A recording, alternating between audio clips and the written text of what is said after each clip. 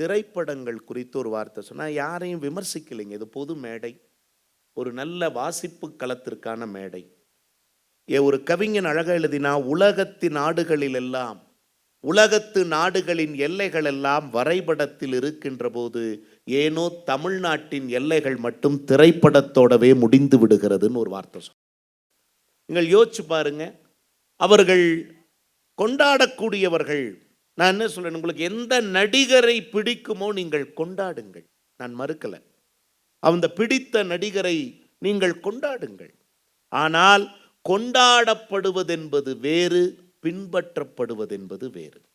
கொண்டாட வேண்டியவர்களை கொண்டாட்டத்தில் வையுங்கள், பின்பற்ற வேண்டியவர்களை வாழ்க்கையில் ஒரு ரோல் மாடலாக எடுத்து பின்பற்றுங்க. நான் என்ன சொல்றேன், நீங்க இந்த நிறைய குட்டீஸுக்கு புரிஞ்ச மாதிரி, சார் 4 வயசு சார், என் பையனுக்கு 4 வயசு, திடீர்னு 3 மணி சார், காலையில் அதிகாலையில் 3 மணி, நான் ஒரு நிகழ்ச்சிக்கு கிளம்பணுன்னு இருக்கிறேன், திடீர்னு போர்வைக்குள்ள இருந்துட்டு மோனிகா மோனிகாங்கிறான். 3 மணிக்கு யாரா அந்த மோனிகா சார்? ஒரு படத்தினுடைய பாதிப்பு, தொடர்ந்து ஸ்கிரீனில் பார்த்துக்கிட்டே இருக்கிறதுனுடைய பாதிப்பு சார். நீங்கள் யோசிச்சு பாருங்க. நானும் அவனை உட்கார்ந்து 3 வயசு பிறந்ததிலிருந்து வாய் திறந்து பேச ஆரம்பிச்சிருந்து, மழலை மொழியில் ஆரம்பிச்சதிலிருந்து, அறம் செய்ய விரும்பு, நீயே விரும்பிக்கப்போ அப்படிங்கிறான். நான் அறம் செய்ய விரும்புவ வலிந்து துணிக்கிறேன், வாயில வரமாட்டேங்குது சார். ஆனால் இந்த மோனிகா எப்படி வந்ததுன்னே தெரியல சார், எந்த வழியா வந்ததுன்னே தெரியல சார். யோசிச்சு பாருங்க சார். அதை ரசிக்கலாம், தப்பில்லை, இருந்துட்டு போங்க, ஒரு என்ஜாய்மெண்ட். நான் தப்பு சொல்லலை, நீங்கள் ஒன்றும் சாமியார் மாதிரி இருங்கன்னு நான் சொல்லலை. ஆனால் இன்னைக்கு சாமியார் அப்படி இல்லை, அது வேற விஷயம். புரிந்து சிரித்தவர்களுக்கு நன்றி. யோசிச்சு பாருங்க. அப்படி இருங்கன்னு நான் சொல்லலை, சந்தோஷம், ஒரு என்ஜாய்மெண்ட் இருங்க. ஆனால் நீங்கள் மோனிகாவை ரசியுங்கள், டாக்டர் கலாமை பின்பற்றுங்கள், அவ்வளவுதான் விஷயம். நான் ரசிக்க வேண்டாம்னு சொல்லலடாமா. ஆனால் ரசிப்பது என்பது வேறு, பின்பற்றுவது என்பது வேறு. அதுக்கான வேறுபாடை தெரிஞ்சுக்கணும். நாங்கள் மகிழ்ச்சிமா ரொம்ப சிறப்பாக பேசினா அந்த பிள்ளைக்கு ஒரு நல்ல இன்னொரு முறை கைதட்டல் கொடுக்கலாம். தொடர்ந்து வாழ்த்தும்படி உள்ளதே என்கிற அணிக்கு வலு சேர்ப்பதற்காக சமூக நீதி மற்றும் மனித உரிமைகள் குழுவினுடைய புள்ளியியல் ஆய்வாளராக அமைந்திருக்கக்கூடிய கவிஞர் சுகுணன் அவர்கள், இளைய தலைமுறை வாழ்த்தும்படியே இல்லை அப்படிங்கிற மிகப்பெரிய குற்றச்சாட்டை வச்சுட்டு இருந்தாலும் நீங்க பேசும்போது கொஞ்சம் குழுகுலுன்னு இருந்தது. நல்லா பேசுங்க சார். அதே 5 நிமிஷம். நாங்க வாழ்த்துறதானே வந்திருக்கிறோம், அவங்களையும் சேர்த்து வாழ்த்துவீங்கன்னு நான் நினைக்கல சார். ஐயா, இவங்க எல்லாருக்கும் என்னதுன்னா அந்த செல்போனையும் இந்த பொழுதுபோக்கு தான் இவங்களுக்கு பெரிய டிஸ்டர்பன்ஸா இருக்குது. ஆமா ஆமா, செல்போன் எல்லாத்தையும் கெடுத்துருச்சு. ஏங்க இங்க வாங்க, ஊட்டியில புத்தகத்துல நடக்குது, வந்து பாருங்க அப்படின்னு சொன்னான் சார். அங்க 4 பேர் எந்திரிச்சிட்டான் சார், பாத்தீங்களா? எங்க நான் வரங்க அப்படின்னு கிளம்பிட்டேன். இத ஊரு பேர் ஊட்டி எல்லாத்துக்கும் தெரியுங்க, ஊட்டி சுற்றுலாத்தலம் எல்லாத்துக்கும் தெரியும். ஆனா உலகத்துக்கே தெரியாத ஒரு பட்டி காட்ட எங்க அன்பு தம்பி தங்கபாண்டியன் ஏங்க வாங்க அப்படின்னு சொல்லி கூமாப்பட்டி இன்னைக்கு பெரிய பிரபலமாகிட்டான். கூமாப்பட்டி ஊர் யாருக்கா தெரியுமா? இது வரைக்கும் தங்கபாண்டி கூமாப்பட்டியை மட்டுமா காட்டினாரு, இன்னைக்கு அவன் காட்டு நீ பிரபலமாயிட்டான். புரிந்து சிரித்தவர்களுக்கு நன்றி. ஒரு இளைஞன் அதே கருவியை வைத்து தன்னுடைய குக்கிராமத்திற்கு இன்னைக்கு டூரிஸ்ட் பிளேஸ் ஆகிட்டான். அப்போ கருவியில குற்றம் இல்ல, அந்த கருவியை பயன்படுத்துறாங்க பாத்தீங்களா, இவளுக்கு தான் குற்றம். அந்த கருவியை பயன்படுத்தி எப்படின்னு சொல்லி கொடுக்குறா பாத்தீங்களா. கருவிகளை தப்பு சொல்லாதீங்க, கையாளுவதில் தவறு செய்கிற மனிதர்களின் பிழைகளை கருவிகளின் பிழையாக்காதீர்கள். இவங்க இந்த இளைஞர்களுக்கு வழிகாட்டுறாங்களையா, இந்த வழிகாட்டக்கூடியவர் இளைஞர்கள் எல்லாம் இவங்க குற்றவாளிகளா இவங்க வந்து அவங்களெல்லாம் வந்து வருந்தும்படியா இருக்குங்களா. நான் என்ன சொல்றேன் குற்றச்சாட்டுன்னா, அவருக்கு வழி நடத்தக்கூடிய அந்த புதிய முது தலைமுறை இருக்காங்க இல்லையா, பெத்தவங்க, அவர்கள் தவறு மேல் கூட்டு சொல்றேன். ஐயா, நேத்து ஒரு பையன் இங்க வந்தான், இங்க வந்துட்டான், சீக்கிரம் வந்துருமோன்னு சொல்லி நிகழ்ச்சிக்கு. அவன் என்ன பண்ணிட்டான், முதல் முறையா ஊட்டிக்கு வர்றவன் நேரம் இங்க மேடைக்கு வராம என்ன பண்ணிட்டான், ஒரு 1 hour தாமதமாட்டான். என்னப்பா தாமதம் வந்தேன் கேட்டேன். அவனுக்கு இந்த சேரிங் கிளாஸுக்கு ஒரு போர்டு இருக்குங்க, இந்த போர்டு வழிகாட்டு இல்லைங்க, ஃபிங்கர் போஸ்ட் மாதிரி கை காட்டி, இந்த கை காட்டி இந்த பக்கமே இல்லாம அந்த பக்கம் வச்சு விட்டானுவன். இவன் என்ன பண்ணிட்டான், அந்த பக்கம் தான் சேரிங் கிளாஸ் இருக்குன்னு சொல்லிட்டு நேரம் 1:30 மணிக்கு சுத்தி இங்க வர்றான். இப்போ அவனுடைய குற்றமா கை காட்டி அந்த வழிகாட்டியுடைய குற்றமா? ஏன்றா பெற்றவர்கள் இந்த சமுதாயத்தை வழிநடத்தக்கூடியவர்கள். இன்னைக்கு சரியான வழி காட்டுறதில்ல. அவர்களுக்கு சரியான வழியை காட்டுறதுனால எங்கள் இளைய தலைமுறை இன்னும் மிகப்பெரிய சாதிப்பாங்க. இவங்க சொன்னாங்க பொழுதுபோக்கு சினிமானாலயா கூலி படம் பார்த்து கேட்டாங்க. நடுவர்கள் அதே தீபாவளி அன்று ஒரு அற்புதமான படம் வந்தது.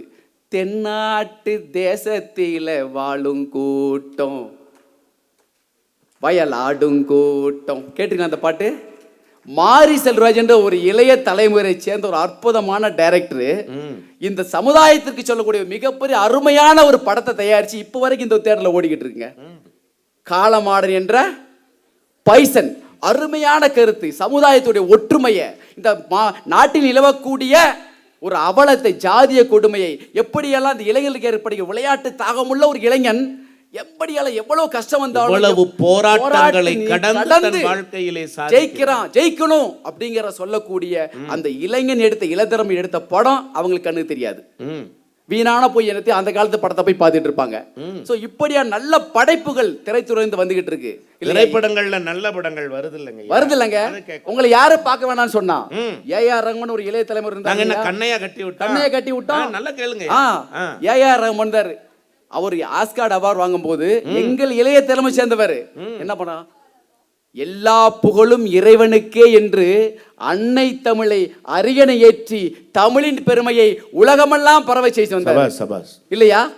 இளைய தலைமுறைக்கு இந்த மண்ணின் மீது அக்கறை இருக்கு, இந்த தேசத்தின் மீது அக்கறை இருக்கு, இந்த மானுடத்தின் மீது அக்கறை இருக்கு.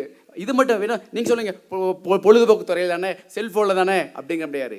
மாரியப்பன் என்ற மாற்றுத்திறனாளி என் அன்பு இளைய தலைமுறை சேர்ந்தவர், சேலத்தை சேர்ந்தவர் தெரியுங்களா? விளையாட்டில் இந்தியாவிற்காக பதக்கங்களை எள்ளி கொண்டு வந்தார் மாரியப்பன். மாரியப்பன் இப்ப எடுத்துக்கோங்க. இன்னைக்கு கண்ணகி நகர் கார்த்திகானா இன்னைக்கு எல்லாருக்கும் தெரியாது இல்லை. ஒரு எளிய குடும்பத்தில் துப்புரவு தொழிலாளி மகளாக பிறந்து ஒரு ஒடுக்கப்பட்ட அந்த பகுதியில் வாழ்ந்து கொண்டு இன்னைக்கு தேசத்துடைய பெருமையை என்ற இளைய சமுதாயம் விளையாட்டில் கூட வாழ்த்தும்படியான ஒரு நிலையை ஏற்படுத்திருக்காங்கன்னா இவங்களுக்கு அதெல்லாம் கண்டுக்க தெரியாது.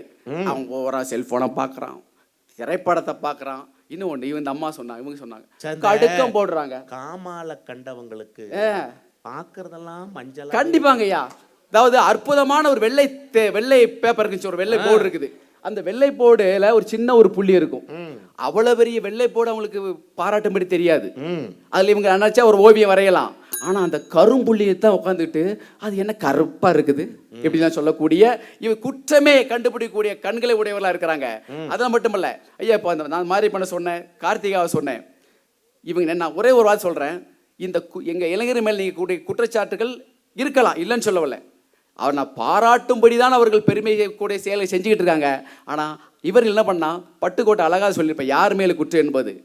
வேப்பமர உச்சியில் நின்று பேயொன்னு ஆடுதின்னு விளையாட போகும்போது சொல்லி வப்பாக உந்தன் வீரத்தை கொழுந்திலேயே கிள்ளி வப்பாக வேலையற்ற வீணர்களின் மூளையற்ற வார்த்தையினை வேடிக்கையாக கூட நம்பிவிடாதே, நீ வீட்டுக்குள்ளே கிடந்து வெம்பி விடான்னு சொன்ன. யார சொன்னா?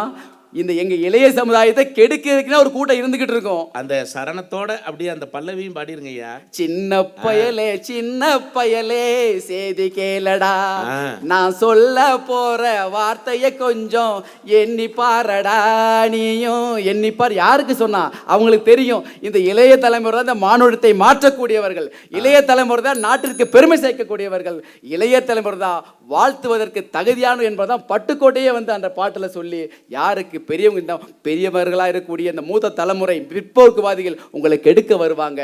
ஆனா கெட்டுறாதைகள் கெட்ட போகாதீர்கள் என்று ஒருவேளை நீங்கள் சொல்லுகின்ற எங்க இளைய தலைமுறை சொல்லக்கூடிய அவர்கள் குற்றஞ்சாட்ட இருந்தால் அதற்கு காரணம் பெரியவர்களே என்பதை சொல்லி நல்லதொரு வாய்ப்புக்கு நன்றி கூறி அமர்கிறேன். நன்றி, வணக்கம். திருவிளையாடல் படத்துல பாலையா வந்து பேசுற மாதிரி, ஏமநாத பாகவதர் பேசுற மாதிரி ஒரு வசனம் வரும். பாட்டுக்கு இந்த பாண்டிய நாடே அடிமையப்பா அப்படிங்கிற மாதிரி தக்க பாடல்களை தக்க இடத்தில் பொருத்தி செய்கிற சாமர்த்தியம் நிறைந்த அவருக்கு ஒரு கைதட்டல் கொடுங்க. ஒவ்வொருத்தருமா இருங்க. நீங்க ஆங்கிலத்தில் வர்சடைல் அப்படிம்பாங்க, பலவிதமா இருக்கிறது, விதவிதமா இருக்கிறது. இந்த பட்டிமன்றத்தில் ஒவ்வொருத்தருடைய பேச்சும் ஒருத்தரின் சாயலில் இல்லாமல் பல்தரைப்பட்டதாக இருக்கிறது. இதுவாகவே குறித்த நேரத்துக்குள்ளே முடிக்கணுங்கிறதுனால கொஞ்சம் விரைந்து போய்கிட்டு இருக்கோம். ஐயா பாருங்க ஓடியே வந்துட்டாங்க. மரியாதைக்குரிய ஜேசிஐ மண்டல பயிற்சியாளர் மற்றும் விரிவு அலுவலராக அமைந்திருக்கக்கூடிய குன்னூரை சார்ந்த திருவாளர் நாகராஜ் ஐயா அவர்கள் உங்கள் கைதட்டலோடு எங்க வாழ்த்தும்படி இருக்கிறது, வருந்தும்படி இருக்கு. தேடி சோறுநிதம் தின்று பல சின்னஞ்சிறுகதைகள் பேசி மனம் வாடி துன்பமிக விழன்று பிறர் வாட பல செயல்கள் செய்து நரை கூடி கிள பருவம் எய்தி கொடுங்கூற்றுக்கிறையன பின் மாயும் பல வேடிக்கை மனிதரை போலே நான் வீழ்வேன் என்று நினைத்தாயோ. மகாகவி பாரதி. அன்னைக்கும் தந்தைக்கும் இந்த அவையினை எனக்கு வழங்கியோருக்கும் இந்த அவையிலே வீற்றிருக்கக்கூடிய ஆண்டோர் பெருமக்களுக்கும் இந்த மேடையிலே வீற்றிருக்கக்கூடிய சான்றோர் பெருமக்களுக்கும் அனைவருக்குமே முதற்கண் என் வணக்கத்தை தெரிவித்துக் கொள்கிறேன். நடுவர் அவர்களே, எனக்கு முன்பு மிகச் சிறப்பாக பேசி அமர்ந்திருக்கக்கூடிய எதிரணியினுடைய இன்றைய இளைஞர் தலைமுறை அவருடைய போக்கு வருந்தும்படியாக இருக்கிறது அப்படின்னு நான் பேச வந்திருக்கேன். வாழ்த்தும்படியாக இருக்கிறதுன்னு பேசிட்டு போயிருக்காங்க. அதில் குறிப்பாக முதல்ல ஆரம்பித்து வச்சவர் பார்த்தீங்கன்னா நம்மளுடைய தாமரை. அவர் சுந்தர் பிச்சை சொன்னார், விவேகானந்தர் சொன்னார், அப்துல் கலாம் சொன்னார். அதுக்கு மேலே சொல்ல முடியல. அடுத்து பார்த்தீங்கன்னா நம்மளுடைய சுகுணன், ஏஆர் ரகுமான் சொன்னார். 4 பேர் ஆச்சுங்களா? நாங்கள் கேட்குறது என்னன்னு கேட்டிங்கன்னா, மெஜாரிட்டி இன்றைக்கு பெரும்பான்மையான இளைஞர் சமுதாயம் இன்றைய இளம் தலைமுறை எதை நோக்கி சென்று கொண்டு இருக்கிறது? இதுதான் என்னுடைய பாயிண்ட். சொல்றீங்க மதுமிதா சொன்னாங்க, ஆடியன்ஸாக இருக்கிறவங்களாம் பாருங்க ஸ்டூடெண்ட்ஸ் தானே, வேற வழி இல்லை, ஸ்கூல்லேருந்து கூப்பிட்டு உட்கார வச்சுட்டாங்க. ரைட், அப்படியாவது இந்த ஸ்கூல் லைஃப்ல இருந்தே ஒரு ரிலீஃப் கிடைச்சா போதும், அந்த இடத்த தாங்க கொண்டு வச்சிருக்காங்க, உட்கார்ந்துருக்காங்க. நடுவரில் எனக்கு இவங்களெல்லாம் பார்க்கும்பொழுது எனக்கு ஒரே ஒரு சம்பவம் தான் ஞாபகத்துக்கு வருது. ஒரு கோழி பண்ணையில் ஒரு 4 டிப்டாப் அதிகாரிகள் ஒரு நாள் ஆய்வுக்கு வந்திருக்காங்க. ஐயா, நீங்கள் கோழி எப்படியெல்லாம் பண்ணுறீங்க, இந்த கோழி எப்படி வளர்ப்பு, அதெல்லாம் தெரிஞ்சுக்கலான்னு வந்திருக்கோம், கொஞ்சம் சொல்லித்தரீங்களான்னு வாங்க அப்படின்னு அந்த கோழி பண்ணை உரிமையாளர் அவரை அப்படியே அந்த 4 அதிகாரிகளையும் கூப்பிட்டு போயிருக்கார். 4 டிப்டாப் இருக்கிறவங்களையும். என்ன இந்த கோழிகளுக்கெல்லாம் என்ன மாதிரி தீவனங்கள்லாம் கொடுக்குறீங்க, என்ன பண்ணுறீங்க? ஐயா, நான் இந்த கோழிகளுக்கெல்லாம் முந்திரி, பாதாம், பிஸ்தா, அப்புறம் டிராகன் ஃப்ரூட் ஜூஸ் தான் கொடுப்பேன். அடுத்தது இந்த மினரல் வாட்டர் தான் கொடுப்பேன். சரி, வெரி குட். நாங்கள் வருமான வரித்துறையிலேருந்து வரோம், நீங்கள் இந்த கோழிகளுக்கெல்லாம் அதிகப்படியாக செலவு பண்ணியிருக்கீங்க, அதனால் நீங்கள் இவ்வளோ பணம் கட்டணும் டேக்ஸ் அப்படின்னு எழுதி கொடுத்துட்டு போயிட்டாங்க. ஒரு 4 நாள் கழிச்சதுங்க வேற ஒரு 4 அதிகாரிகள் வந்தாங்க. நாங்கள் உங்கள் கோழி பண்ணையை சுற்றி பார்க்கலான்னு வந்திருக்கோம், எந்த டிபார்ட்மெண்ட்னு சொல்லலை. இவருக்கு உரிமையாளருக்கு ஒரே சாக்கா போச்சு. சரி சமாளிப்போன்னு சொல்லிட்டு இந்த கோழிகளுக்கெல்லாம் என்ன பண்ணுறீங்க, என்ன தீவனம் கொடுக்குறீங்க, என்ன பண்ணுறீங்கன்னு கேட்டாங்க. அவன் கேட்டதும் அந்த உரிமையாளர் சொல்கிறாரு, ஐயா, இந்த கோழிகளுக்கு நான் தீவனமாக எதுவுமே போடுறதில்லை, பச்சை தண்ணி கூட கொடுக்கறதில்ல, அதுவாக ஏதாவது சாப்பிட்டுட்டு வரும் அப்படின்னு சொன்னார். அதுக்கு அந்த அதிகாரிகள் சொன்னாங்க, நாங்கள் பறவைகள் நல வாரியத்திலேருந்து வரோம், நீங்கள் இந்த பறவைகளை கொடுமைப்படுத்துறீங்க, அதனால் உங்களுக்கு ஃபைன் போட்டிருக்கேன், அபராதம் வச்சுருக்கேன், ஃபைன் கட்டுங்கன்னு சொல்லிட்டு போயிட்டாங்க. மறுபடியும் ஒரு 4 நாள் கழிச்சது வேறொரு 4 பேர் வந்தாங்க. அதே கேள்வி, கோழிகள்லாம் எப்படி வளர்த்துறீங்க, எப்படி அப்படின்னு கேட்டாங்க. அதுக்கு உரிமையாளர் சொன்னார், ஐயா, நான் தினமும் காலையில் எந்திரிச்ச உடனே ஒரு கோழிக்கு 10 ரூபாய் கொடுத்துருவேன், அந்த கோழியாக போய் அதுக்கு என்ன வேணுமோ அது வாங்கி சாப்பிட்டுக்கும். அந்த மாதிரி தான் இருக்கா நடுவர்களே. இவங்க 4 பேர் பேசுகிறத பார்த்தீங்கன்னா 3 பேர் பேசி முடிச்சிட்டாங்க. அப்படி தான் பேசுகிறாங்க. என்ன எப்படி சமாளிக்கிறது, இந்த தலைப்பை எப்படி கொண்டு போகிறதுனே தெரியாமல் இருக்காங்க. நம்மளுடைய துரைராஜ் அவர்கள் அருமையாக சொன்னார். அதையே நான் கொஞ்சம் மாற்றி சொல்கிறேன். அப்பெல்லாம் பார்த்தீங்கன்னா யமதர்மன் எருமை வாகனத்தில் வருவார். குப்புசாமி 92 வயசாச்சு, ஆண்டு அனுபவிச்சுட்டேன், கொள்ளு பேத்தியெல்லாம் எடுத்தாச்சு, போகலாமா? ஆமாங்க, என்னால் இப்போ முடியல, முன்ன போல முடியல, வந்துடுறையா அப்படின்னு பாசகர் போட்டு இழுத்துட்டு போயிடுவாருங்க. இப்போ யமதர்மன் தன்னுடைய வாகனத்தை மாற்றிட்டாருங்க. ஆமாம், இந்த எருமை மாதிரியே ஒரு பைக் இருக்கும் பாருங்க, இந்த பின்னாடி இந்த சீட்டு மேலே அப்படி தூக்குன மாதிரி இருக்கும், இந்த எருமைக்கு திமிழ்ல மேலே ஏறி இருப்பாங்க. அதே மாதிரி அது எருமை மாடு மாதிரி இருக்காது. சரிங்க, காட்டு எருமை. ஆக மொத்தம் எருமை வருது இல்லைங்களா, காட்டு எருமை. ரைட்டுங்களா? ஏறி உட்காந்துறாங்க. நம்ம நடுவர் சொன்னாரா? நம்ம தலைவர் துரைராஜ் சொன்னார், 100ல் போகிறான், 120ல் போகிறான், கடைசியில் 108 வருது, அள்ளிட்டு போகுது.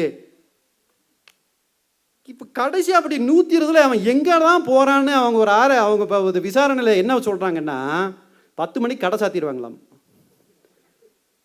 என்னங்க 10 மணிக்கு கடை சாத்திடுவாங்க. கடைனா அது விளக்கமாக சொல்ல முடியாதுங்க. ஏன்னா நம்ம பெரும்பான்மையானவங்க வந்து பள்ளி மாணாக்கர்களாக இருக்கிறதுனால. நான் ஒன்று தெரிஞ்சுக்குங்க. நான் ஒரு ஊர்கிட்ட கேட்டேன், ஒருத்தர் கடைனான்னு. கடைனா கடை தான் சார். நீங்கள் எந்த ஊரில் போய் கடை எங்கே இருக்குன்னு கேளுங்க. குடிக்கிறவனாக இருந்தால் நேராக கூட்டிகிட்டே போயிடுவான், குடிக்கிறவன் இருந்தால் கரெக்டாக டைவர்ட் பண்ணுவான். என்ன நடக்குதுன்னு தெரியல. நடுவர்களே, அப்புறம் இன்றைக்கு நம்ம பெரும்பான்மையாக மாணவர்களாக இருக்கிறதுனால, ஏன்னா டைம் நேரத்தினுடைய அருமையை கருதி இந்த மாணவர்களுடைய சம்பவம் இப்போ அவங்க படிக்கிற இடத்துல வந்து ஆசிரியர்களை கேள்வி கேட்க தொடங்கிட்டாங்க. ஒருத்தர் மாணவர்கள் ஆசிரியர்களை பார்த்து கேட்டாங்க, பிறப்பு ஒரு முறை, ஆமாம். இறப்பு ஒரு முறை, சரியா சார்? ஆமாம். அப்புறம் ஏன் சார் எங்களுக்கு எப்போதுமே ரெகுலராக டெஸ்ட்டாக வைக்கிறீங்க, எக்ஸாமாக வைக்கிறீங்க? முடியல நடுவர்களே. அவர் சார் சொன்னது புரிஞ்சதாடா? பிறக்கிறது ஒரு முறை தான், birth one time, death one time, exam மட்டும் எதுக்கு ஹவு மெனி டைம்ஸ்? வா, நன்றிடா தங்கங்களா. நிறைவாக இன்னொன்று நீ சந்தோஷமா இருக்கிறதுக்கு இன்னொன்று சொல்லட்டுமா? தமிழுக்கு ஒரு டீச்சர், இங்கிலீஷ்க்கு ஒரு டீச்சர், சயின்ஸ்க்கு ஒரு டீச்சர், மேக்ஸ்க்கு ஒரு டீச்சர், ஒவ்வொரு சப்ஜெக்ட்டுக்கும் தனித்தனி டீச்சர். ஆனால் எல்லா சப்ஜெக்டையும் நீங்கள் ஒருத்தராக தான் படிக்கிறீங்க.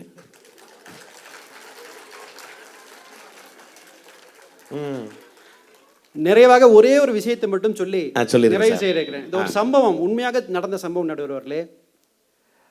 ஒரு பள்ளி, தனியார் பள்ளி, என்னுடைய மனைவி வந்து அந்த தனியார் பள்ளியினுடைய ஆசிரியராக பணியாற்றி வருகிறார். 12ஆம் வகுப்பு மாணவன். அவன் கொஞ்சம் ஒல்லியா இருப்பான், உடம்பு ஒல்லியா இருக்கும். அதாவது அது வந்து இயற்கை, அதாவது உடம்பு வரும்போது வரும் எல்லாத்துக்கும். இப்போ நானே கல்யாணத்துக்கு முன்னாடி பார்த்தீங்கன்னா ஒல்லி குச்சியாக தான் இருப்பேன். ஆமாங்க. அவருக்கு வந்து ஒரு ஆசை, நம்ம உடம்பு வந்து 6 பேக் பண்ணணும், கொஞ்சம் நல்ல புஷ்டியாக வரணும் அப்படின்னு சொல்லிட்டு ஜிம்முக்கு போயிருக்கிறாங்க. உண்மை சம்பவம். ஜிம்முக்கு போயிருக்காரு. ஜிம்முக்கு போய் ட்ரை பண்ணியிருக்காரு, கொஞ்சம் உடம்பு 6 பேக்காக வரல. அப்போ அங்கே ஒரு அறிவுரை, ஒரு ஆலோசனை சொல்லியிருக்காங்க. இந்த புரோட்டீன் சப்ளிமெண்ட்டு கொஞ்சம் நீங்கள் இன்டேக் பண்ணிட்டீங்கன்னா உங்களுக்கு வந்து இந்த 6 பேக் ஆட்டோமேட்டிக்காக. புரோட்டீன் உணவுகள்லாம் சாப்பிட்டா அதிகமாக சப்ளிமெண்ட்டு தனியாகவே விற்குதுங்க, அதனுடைய பவுடர் தனியாகவே விற்குதுங்க. சரிங்கய்யா. இந்த மாணவனும் அதை வந்து அந்த ஸ்டூடெண்ட்டும் சாப்பிட்ருக்காருங்க. என்ன நடந்ததுன்னா ஸ்கின் அலர்ஜி ஆகிருக்குங்க, உடம்பு பூரா ஸ்கின் அலர்ஜி ஆகிருக்கு. அவர் வந்து மாஸ்க்கு போட்டுட்டு தான் பள்ளிக்கூடத்துக்கு வராரு. தனிமையில் இருப்பார், மெஸ்ஸில் எல்லாம் போய் தனியாக உட்காந்து தான் சாப்பிடுவார், தனியாக உட்காந்து சாப்பிடுவார். அவருடைய போக்கிலே ஒரு மாற்றங்கள் தெரியுது. ஒரு நாள் என்ன பண்ணியிருக்கிறாரு, விடியற்காலை அவருடைய வீட்டிற்கு முன்பு 5 லிட்டர் பெட்ரோலுங்க ஊற்றி நெருப்பு வச்சுட்டார். குற்றுயரும் குலையுயருமாக அவரை கொண்டு போய் மருத்துவமனைக்கு சேர்த்துனாங்க கோவையில். லட்சக்கணக்கில் அவங்க அப்பா கொட்டினார், எப்படியாவது என் பையனை காப்பாற்றுங்கன்னு சொல்லி. 15 நாட்கள் உயிருக்கு போராடி அந்த மாணவன் இறந்து போனான். இது உண்மை சம்பவம், சமீபத்தில் நடந்த சம்பவம். இதுலேருந்து என்ன தெரியுது நடுவர்களே? பிறப்பை தேர்ந்தெடுக்கிற உரிமை நம்மகிட்ட இல்லை, நிறத்தை தேர்ந்தெடுக்கிற உரிமை நம்மகிட்ட இல்லை. அது என்ன விதிச்சதோ அதுதான். ஆனால் ஒன்றை மட்டும் நாம் தேர்ந்தெடுக்கலாம், நம்மளுடைய எதிர்காலத்தை நாம் தேர்ந்தெடுக்கலாம். நம்மளுடைய எதிர்காலத்தை நாம் தேர்ந்தெடுக்கலாம். இந்த மாணவன் இன்றைக்கு செயற்கை நுண்ணறிவு வந்து ரொம்ப அபரிமிதமான வளர்ச்சியாக, விஞ்ஞானத்தினுடைய வளர்ச்சியாக இருந்தாலும் கூட இயற்கைக்கு எதிராக எது செய்தாலும் அதில் வந்து நம்ம வெற்றி அடைய முடியாது. பெரியதாக யோசியுங்கள், சிறியதாக துவங்குங்கள், ஒரே நாளில் உயர்ந்து விட முடியாது என்று கூறி, வாழ்வது ஒரு முறை, வாழ்த்தட்டும் தலைமுறை என்று கூறி வாய்ப்புக்கு நன்றி பாராட்டி விடைபெறுகிறேன். நன்றி, வணக்கம். அதாவது ஒரு விஷயம் என்ன கேட்டிங்கன்னா, நிறைய கவிதைகள், நிறைய ஜோக்கு, நிறைய எழுதி நான் ப்ரிப்பேர் பண்ணிட்டு வந்தேன். ஏன்னா இல்லைங்க, அது ரைட்டுங்க ஐயா, எவ்வளவு சீக்கிரம் என்னால இல்ல, எவ்வளவு அதுதான் முடியுமோ சொல்றேன். ஏன்னா இருக்கிற ஆடியன்ஸ் எந்திரிச்சு போயிடக்கூடாது இல்லைங்களா? இல்ல ஒவ்வொருத்தரா போறாங்க, ஏதோ அவசரமா போவாங்க. மிக்க நன்றி அவர்கள். ஆனா ஐயாவுக்கு ஒரு நல்ல கைதட்டல் கொடுங்க. அவர் உண்மையிலுமே ஒரு பயிற்சியாளருக்கே உரிய அந்த தன்மையோடு பேசிய ஐயா நாகராஜ் ஐயா அவர்களுக்கு இந்த மன்றம் வாழ்த்துக்களை தெரிவித்துக் கொள்கிறது. ஐயா, நான்லாம் டைரி அங்கேயே வச்சுட்டேன். நான் உண்மை எழுதின டைரி உள்ளே இருக்கு, ரூம்குள்ளேயே வச்சுட்டேன், க்ரீன் ரூம்குள்ளேயே வச்சுட்டு வந்துட்டேன். ஏன்னா இங்கே நேரச்சூழல் எனக்கு உண்மையிலுமே அவ்வளவு. இங்கே பாருங்கன்னு இன்னொரு 10 நிமிஷத்துக்குள்ளே முடிச்சிருவோம். சரியா? நான் பார்த்துக்கிறேன், ஒன்றும் பிரச்சனை இல்லை. பதறாமல் நம்ம எல்லோரும் வீட்டுக்கு போக போகிறோம். சரியா? அதனால் ஒன்றும் பிரச்சனை இல்லை. ஆசிரியைகளும் அருள் கூர்ந்து ஒரு 10, ஏன்னா வெறும் நாற்காலிகளை பார்த்து கிழக்கே அமர்ந்திருக்கிற நாற்காலியே அப்படின்னு பேச முடியாது. நான் பேசி பழக்கம் இருக்குது. ஆளே இல்லாமல் அரை மணி நேரம் பேசுவேன் நான்லாம். அப்படி பேசி வளர்ந்த ஆளியா நான்? உண்மையா? அது நான் என்னோட தீர்ப்பில் நான் சொல்கிறேன். இப்போது நேரத்தின் அருமை கருதி அடுத்து நாகராஜ் சாருடைய பேச்சுக்கு பதிலாக வாழ்த்தும்படிதான் இருக்கிறது என்று பேசுவதற்காக ஆகச்சிறந்த கதை சொல்லியாக இந்த மாவட்டத்திற்கு கிடைத்திருக்கக்கூடியவர் சிறந்த கலை ஆசிரியர் திருமதி நிர்மலா அவர்களை அருள் கூர்ந்து உங்கள் கைதட்டலோடு அழைக்கிறேன். வாழ்த்தும்படிதான் இருக்குன்னு பேச வரான்.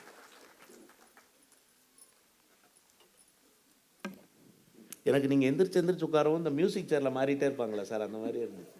ஓ, நல்லா இருக்கு. எல்லாருமே பக்கத்தில் ஃபோக்கஸ் செய்யுங்க. நல்லா இருக்கு. 10 மாதம் என்னை கருவில் சுமந்தெடுத்த எனது அன்னைக்கும், இன்று வரை பல மேடைகளில் என்னை சுமந்து கொண்டிருக்கும் தமிழ் அன்னைக்கும், அவை நிறைந்த ஆன்றோர்க்கும் சான்றோர்க்கும் எம்மை போன்றோர்க்கும் மறுக்கண் வணக்கத்தை உறுத்தாக்கி கொண்டு எனதுரையை துவங்குகிறேன். ஐயா, இந்த மஞ்ச கண்ணாடி போட்டுட்டு பார்க்குறவங்களுக்கெல்லாம் மஞ்ச காமாலன்னு சொல்லுவாங்க பார்த்தீங்களா, அந்த மாதிரி இருக்குங்க ஐயா இந்த எதிரணியினர் பேசுறது. இளம் தலைமுறையினர் எத்தனை சாதனை படைக்கக்கூடிய செயல்கள் செஞ்சு வாழ்த்தும்படி இருக்கிறாங்க. ஆனால் இவங்க வருந்தும்படி இருக்குன்னு சொல்லி பேசுறதுக்காக இந்த 4 பேர் வந்திருக்காங்க பார்த்தீங்களா. இதை பார்க்கும்போது தாங்க ஐயா என் மனசு வருத்தப்படுது. ஐயா, நம்ம ஒரு பத்திரிகை நிருபர் வந்து விண்கல நாயகன் டாக்டர் ஏபிஜே அப்துல் கலாம் ஐயா அவர்கள்கிட்ட போய் கேட்டிருக்காங்க, ஐயா நம்ம நாட்டோட அழிக்க முடியாத ஒரு சொத்துன்னா நீங்கள் எதை சொல்லுவீங்க, விலை மதிக்க முடியாத ஒரு சொத்துன்னா நீங்கள் எதை சொல்லுவீங்க அப்படின்னு கேட்டிருக்காங்க. அதுக்கு நம்ம ஐயா என்ன சொல்லியிருக்காங்க தெரியுமா?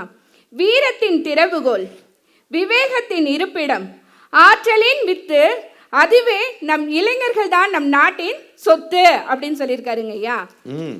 இந்த ஒரு வார்த்தையே போதுங்க ஐயா, இளைஞர்கள் நம் நாட்டோட சொத்து அப்படின்னா அவங்க வாழ்த்தக்கூடிய செயல்கள் செஞ்சனால தானங்க ஐயா. ஆனால் அதே மாதிரிங்கய்யா, அந்த காலத்தில் நம்ம ஒரு சில வார்த்தைகள் சொல்லுவாங்க, இது வந்து நாசவன் தெரு, இது வந்து வண்ணான் தெரு அப்படின்லாம் சொல்லுவாங்க. ஆனால் இன்று இது டாக்டர் தெரு, இது வக்கீல் தெரு, இது டீச்சர்ஸ் காலனிங்கிற ஒரு பேர் வந்திருக்குன்னா இளைஞர்கள் அனைவரும் நல்லா படித்து முன்னுக்கு வந்தனால தானங்கய்யா நடக்குது. அதே மாதிரி எங்கள் அணியில் சுகுணன் ஐயா சொன்னாங்க கண்ணகி தெரு, அதாவது கீர்த்தியை பற்றி அவங்க பேசியதனுடைய ஆழமான பொருள் சிலருக்கு சென்றிருக்கவில்லை என்று நான் எண்ணுகிறேன். சாதிய அடையாளங்களை எல்லாம் துடைத்தெறிந்த சாதனைகளை இன்றைக்கு இளம் தலைமுறையினர் படைத்திருக்கிறார்கள்னு சொன்னார். மகிழ்ச்சிமா, ஒரு நல்ல கருத்தை சொல்லியிருக்கீங்க ஐயா. இன்றைக்கு ரொம்ப வைரலாக ஒரு மெசேஜ் வந்துட்டுருக்கு. இந்தியாவோட தங்க மகள் கார்த்திகா அவங்க பார்த்தீங்க அப்படின்னா கண்ணகி நகர் அப்படின்னு சென்னையில் ஒரு நகர் இருக்குங்க ஐயா. நாங்கள் கண்ணகி நகர்லேருந்து தான் வரேன்னு சொல்கிறதுக்கு மக்கள் பயப்படுவாங்க. ஏன்னா அந்த சமூகத்தில் இருக்கவங்க கூலி வேலை செய்யக்கூடியவங்க அவங்க எப்படி இருப்பாங்களோ அப்படின்னு சொல்லி மக்கள் புறக்கணிப்பாங்க அப்படின்னு சொல்லி அந்த பேர் சொல்லக்கூட பயப்படுற ஒரு ஏரியாவிலேருந்து அந்த பொண்ணு வந்து இன்னைக்கு பக்ரைன் நாட்டில் ஒரு கபடி போட்டி நடந்ததுங்கய்யா. அதில் இந்தியா நாட்டோட துணை கேப்டனாக பங்கேற்று தங்க பதக்கம் வென்றிருக்காங்க. அது எவ்வளோ பெரிய விஷயங்க ஐயா. அதே மாதிரி அவங்க அது விளையாட்டில் ஜெயிச்சதா மட்டும் இல்லை, அந்த கண்ணகி நகரை பெருமைப்படுத்துகிற மாதிரி universal Kannagi Nagar women's kabaddi club அப்படிங்கிற ஒரு இது பயிற்சி குழுவும் ஆரம்பிச்சு அவங்க பயிற்சியும் கொடுத்துட்டு இருக்காங்க ஐயா. அவங்க பேர் என்ன சொன்னீங்கம்மா? கார்த்திகாங்க ஐயா. கண்ணகி நகர் கார்த்திகா. எந்த விளையாட்டுல அவங்க? கபடி. கபடியில். உண்மையா? கபடிங்கிறது உங்களுக்கு தெரியும், அப்படி காலை பிடிச்சி இழுத்து வாரி வாரி விடுவாங்க. நான் ஒன்று சொல்கிறேன் சார், எத்தனை பேர் காலை வாரினாலும் ஒரு தமிழன் நினைத்தால் தலை நிமிர முடியும் என்பதை உலக அரங்கிற்கு உணர்த்தி காட்டியவள் ஒரு தமிழச்சி. அருமம்மா. ஐயா, இன்றைய தலைமுறையினர் எப்போ பார்த்தாலும் ஃபோன்லேயே இருக்காங்க, இன்ஸ்டால இருக்காங்கன்னு சொல்கிறாங்க. இந்த புத்தக திருவிழாவுக்காக புத்தக திருவிழாவோட அரங்கில் பார்த்தீங்கன்னா நம்ம கூடலூரை சேர்ந்த ஒரு அரசு பள்ளி மாணவி செல்ஃபோன்னால் ஒரு ஆப்பே கண்டுபிடிச்சிருக்காங்க ஐயா. இந்த கூடலூர் பகுதியிலலாம் யானைகள்னால நிறைய சேதம் ஏற்படுது. அந்த ஏஐ மூலமாக ஊருக்குள்ளே வரக்கூடிய யானை வருது அப்படின்னாலே நம்ம ஃபோனுக்கெல்லாம் மெசேஜ் வர மாதிரியும், அந்த யானை முரட்டுத்தனமாக நடந்துக்கிட்டா அந்த ஏஐ மூலமாக வினோதமான சத்தம் எழுப்பி அந்த யானையை திரும்ப காட்டுக்குள்ளே அனுப்பக்கூடிய ஒரு ஆப் கண்டுபிடிச்சிருக்காங்க ஐயா ஏஐ மூலமாக. இது வாழ்த்தக்கூடியதாக தானங்க ஐயா இருக்கு. இது மற்றவர்களுக்கு எப்படியோ, ஆனால் மலைவாழ் மக்களுக்கும் நீலகிரி போன்ற உயர்ந்த இடத்தில் இப்படிப்பட்ட சோதனைகளை எதிர்கொள்பவர்களுக்கும் இது ஆகச்சிறந்த கண்டுபிடிப்பாக இருக்கும். அதுதான் உண்மை. ஐயா, இப்போ நம்ம நாகராஜ் ஐயா சொன்னாங்க மாணவர் ஒருத்தர் தற்கொலை பண்ணிக்கிட்டாங்க அப்படின்னு சொல்லி. சில இந்த மாதிரி விஷயங்களும் நடக்க தான் செய்யுது, நான் அதை மறுக்கலை. ஒரு நல்ல செழிப்பான வயலில் சில கலைகளும் இருக்கதாங்க ஐயா செய்யுது. அதுக்காக நம்ம விவசாயமே பண்ண மாட்டோம்னு சொல்ல முடியுமா? இந்த மாணவர் தற்கொலை பற்றி நீங்கள் நல்லா யோசித்து பார்த்தீங்கன்னு வச்சுக்கோங்களேன். அவன் ப்ரோட்டீன் பவுடர் வாங்குறான், அவன் சாப்பிட்றான், உடல்நிலை ஃபஸ்ட்டு ஸ்கின் அலர்ஜி வருது, அடுத்து அவன் தற்கொலை பண்ணிக்கிற அளவுக்கு அந்த குழந்தை அவ்வளோ கஷ்டத்தில் இருக்கு. அந்த வீட்டில் இருக்க பெரியவங்க அதை கவனிக்காமல் என்னங்கய்யா செஞ்சாங்க? அப்போ நம்ம வருத்தப்பட வேண்டியது அந்த குழந்தைய நினைத்தா, அந்த பெரியவங்களை நினைத்தா?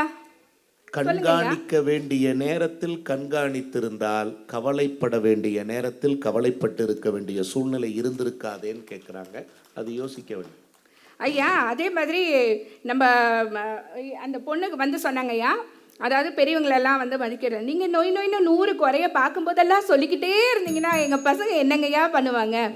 இன்றைய இளைய தலைமுறையினர் ரொம்ப ஹாப்பியாக அச்சீவ்மெண்ட் பண்ணிட்டு நிறைய விஷயங்கள் வாழ்த்தும்படி பண்ணுறாங்க. அப்படின்னா மதிக்கிறவங்கள ஹார்ட்லேயும் மதிக்காதவங்கள மியூட்லேயும் வச்சுட்டு க்யூட்டாக நம்ம எல்லாம் வாழ்த்துற மாதிரி வாழ்ந்துட்டு போகிறாங்க ஐயா. ட்விங்கிள் ட்விங்கிள் லிட்டில் ஸ்டாரு, இங்கே இளைய தலைமுறையினர் தான் சூப்பர் ஸ்டாருன்னு சொல்லி எனது ஒரே நிறைவு செய்கின்றேன். நன்றி, வணக்கம். ட்விங்கிள் ட்விங்கிள் லிட்டில் ஸ்டார், இளைய தலைமுறைகள் தான் நாளைய சூப்பர் ஸ்டார். மகிழ்ச்சிமா, ஒரு நல்ல கைதட்டல் கொடுங்க. அழகாக முடிச்சிருக்காங்க.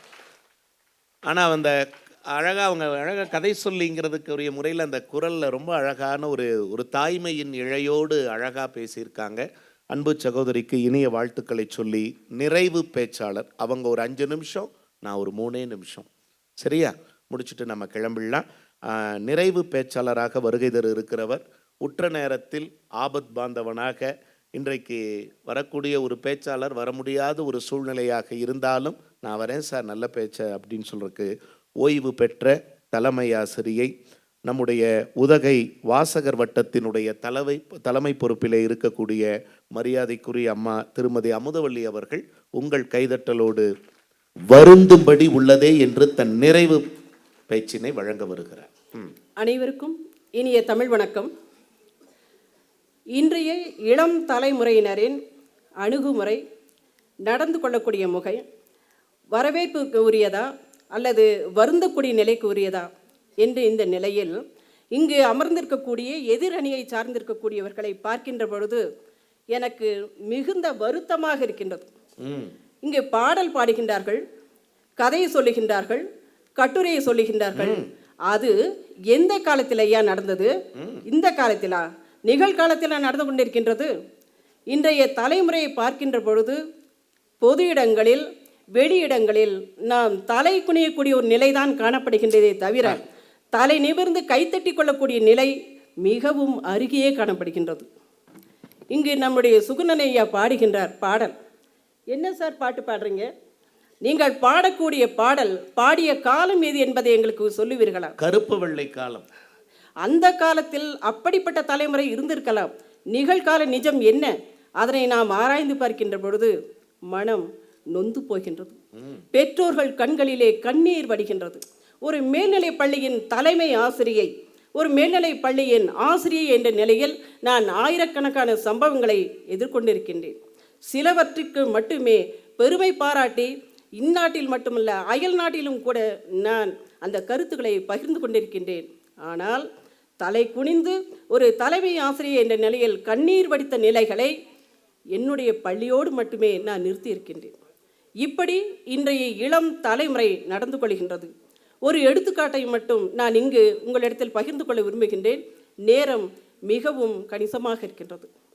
ஒரு தந்தை தலைமை ஆசிரியர் அறைக்கு வருகின்றார். மிகுந்த கண்ணீரோடு இருக்கின்றார். ஐயா, ஏன் இப்படி இருக்கின்றீர்கள்? என்னுடைய பையன் சரியாக பள்ளிக்கு வருவதில்லை என்று தாங்கள் அறிவித்தீர்கள். நான் வந்தேன். ஐயா, நீங்கள் கவலைப்படாதீர்கள், அதனை நான் கண்டுபிடித்து விட்டேன். என்ன கண்டுபிடித்தேன் அப்படின்னு பார்த்தீங்கன்னா, பையன் காலையில் ஸ்கூல் பேக் எடுத்து ஸ்கூலுக்கு வர்றான், திரும்ப சாயந்தரத்தில் அதேமாரி போயிடுறான் வீட்டுக்கு. ஆனாக்கா 35 நாட்கள் பையன் பள்ளிக்கூடம் வரவே இல்லை. நான் அந்த பள்ளிக்கு சென்ற புதிய நேரம் அது இருந்தாலும் பையன் எங்கே செல்கின்றான் என்பதை கண்டுபிடிப்பதற்காக ஒரு நாள் அந்த ஓவேலி என்ற மலைப்பகுதியினுடைய யானைக்காட்டு பகுதி, அந்த பகுதியிலே ஒரு ஆட்டோவை எடுத்துக்கொண்டு நான் சென்று ஒரு காட்டினுடைய மைய பகுதியிலேயே இந்த மாணவன் தன்னுடைய புத்தக பையோடு அமர்ந்திருப்பதை கண்டேன். என்னை கண்ட உடனே காட்டுக்குள்ளே எங்கேயோ ஓடிவிட்டான். நானும் விடாப்படியாக உள்ளே நெருங்கி காட்டிற்குள்ளே, அடர்ந்த காட்டிற்குள்ளே சென்று திரும்பி பார்க்கின்ற பொழுது யாருமே இல்லை. காட்டிற்குள்ளே நான் மட்டுமே நின்று கொண்டிருக்கின்றேன். எப்படியோ அந்த வாகன ஓட்டி என்னை அழைத்து சென்று பக்கத்தில் இருக்கக்கூடிய ஒரு போலீஸ் ஸ்டேஷன், இங்கே நம்ம கம்ப்ளைண்ட் பண்ணிடலாம் அப்படிங்கிறார்.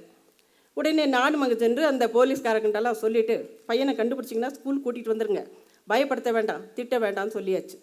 சரி, ஒரு அரை மணி நேரத்தில் பையனை கண்டுபிடிச்சிட்டோன்னு சொல்லி கூட்டிகிட்டு வராங்க. பெற்றோரையும் நான் வர சொல்லிட்டேன். இந்த அப்பா என்னுடைய ரூமுக்கு முன்னாடி கை கூப்பி கண்ணீர் வடியோடு நின்றுட்டுருக்கார். ஏங்க ஐயா இப்படி அழுகிறீங்க, என்னாச்சு? அம்மா, எனக்கு இந்த பையன் வேண்டாம், நீங்களே வச்சுக்குங்க. என்ன ஆச்சுங்க? ஒன்றுமே இல்லைங்க, நானும் என்னுடைய மனைவியும் கூலி தொழிலாளிங்க, எங்களால் நிறைய சம்பாதிக்க முடியல. இவன் எனக்கு செல்ஃபோன் வேணும்னு கேட்குறான். தம்பி, ஒரு 3 மாதம் பொறுத்துக்கப்பா, ஒரு 3 மாதத்தில் உனக்கு நான் விலை உயர்ந்த அலைபேசி வாங்கி தந்துடுறேன். அப்பா சொல்கிறார். பையன் சொல்கிறானா, அதெல்லாம் முடியாது, எனக்கு நீ நாளைக்கே செல்ஃபோன் வாங்கி தந்தால் கொடு, இல்லைனாக்கா அம்மாவுக்கு சாப்பாட்டில் விஷம் கலந்து கொடுத்துருவேன். எவ்வளோ ஒரு கொடுமையான வார்த்தைகள் பாருங்கள். இப்படிப்பட்ட பையன் எனக்கு வேண்டாமா? அப்போ நான் சொன்னேன், ஐயா நீங்கள் வருத்தப்படாதீங்க, இந்த பையனை எங்கிட்ட கொடுத்துருங்க. இவன் ஒரு களிமண் உருண்டையாக இருந்தால் பரவாயில்ல, இவனை நன்றாக பதப்படுத்தி பக்குவப்படுத்தி ஒரு பொன் மகுடமாக உங்களிடத்தில் நான் திருப்பி தருகின்றேன் என்று அவருக்கு நான் வாக்கு கொடுத்தேன். அவரும் தன்னுடைய கண்களை துடைத்து கொண்டு திரும்பி சென்று விட்டார். சில மாதங்கள் கழிந்தது. மாணவனை நன்றாக அறிவுறுத்தி 12ஆம் வகுப்பு தேர்விலே தேர்ச்சி பெற செய்து அவனை கல்லூரிக்கு அனுப்பி வைத்த ஒரு சூழ்நிலை எனக்கு ஏற்பட்டது. இந்த மாணவர்கள் இன்றைய இளைய தலைமுறை பெற்றோருக்கு மரியாதை செலுத்துவதில்லை. தங்களுக்கென்று வீட்டிற்கு ஒரு அறையை தேர்ந்தெடுத்துக் கொள்கின்றார்கள். அந்த அறை கதவினுடைய தாளிட்டுக் கொள்கின்றார்கள். அவர்களை எப்படி கண்காணிக்க முடியும்? எவ்வளோதான் நீங்கள் தட்டுங்க, திறக்க மாட்டாங்க. சாப்பிடுப்பா, வரமாட்டாங்க. சாப்பாட்டு வெளியில் வச்சுருக்கேன், எடுத்துகிட்டு போ, வாங்கிக்கோ, வரமாட்டாங்க. அப்படி இருக்கக்கூடிய இளைய தலைமுறையை எப்படி நான் திருத்த முடியும்? பெற்றோர்கள் எல்லோருமே கல்வி கற்றவர்களாக இருப்பது இல்லை. கல்வி கற்காத பெற்றோர்களும் இருக்கின்றார்கள். அவர்களை எளிதாக ஏமாற்றுகின்றார்கள்.